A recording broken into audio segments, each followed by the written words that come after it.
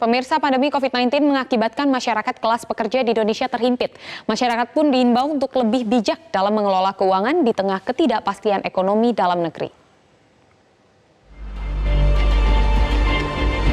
Pandemi virus corona yang terjadi di Indonesia memberikan dampak perekonomian bagi berbagai sektor industri dan masyarakat. Saat ini tak sedikit perusahaan yang telah melakukan pemutusan hubungan kerja, serta banyak pekerja yang harus dirumahkan sementara tanpa menerima gaji.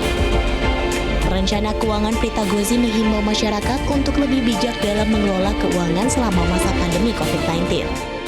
Bagi para pekerja yang harus dirumahkan sementara atau bahkan di PHK, para pekerja harus berupaya untuk mencari potensi penghasilan baru, serta mengatur budget rumah tangga dengan lebih efisien. Pekerja yang berada dalam situasi ini bisa menjual barang cicilan yang tidak terlalu dibutuhkan agar tidak menambah beban pengeluaran. Pekerja yang masih bisa memperoleh gaji seperti biasa juga disarankan untuk mengelola keuangan dengan lebih bijak.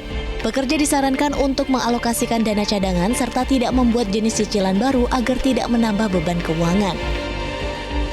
Sementara bagi masyarakat yang menerima dana bantuan sosial dari pemerintah, Prita menyarankan agar dana yang diterima tidak digunakan seluruhnya.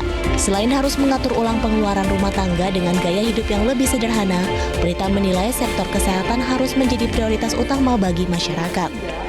Pada saat mendapatkan dana bantuan tersebut, maka langsung harus diatur budget rumah tangganya. Pos-pos yang diutamakan adalah pos untuk hidup harian secara prihatin. Saya ulangi lagi, secara prihatin, yang penting kita bisa makan. Jadi tidak harus menyediakan istilahnya sesuatu yang sifatnya sama persis seperti yang sebelumnya, karena hidup kita, gaya hidupnya harus diubah. Yang kedua, pos yang memang harus diutamakan adalah pos untuk kesehatan. Karena ini penting sekali untuk kita menjaga imunitas tubuh kita membeli makanan yang bergizi, membeli vitamin, dan membuat hidup tetap dinikmati supaya tetap bahagia dan imunitas tetap terjaga. Masyarakat diingatkan agar dapat hidup lebih hemat dengan menyusun anggaran pengeluaran yang lebih realistis. Langkah ini diharapkan dapat membantu masyarakat dalam menjaga stabilitas keuangan di tengah pandemi virus corona. Dari Jakarta, Tim Liputan Metro TV.